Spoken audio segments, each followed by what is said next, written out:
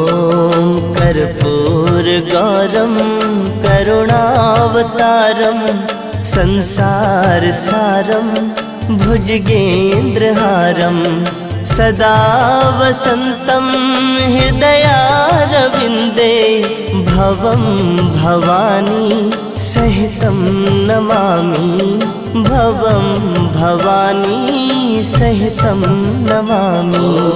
कर्पूरगौरं करुणावतारं संसारसारं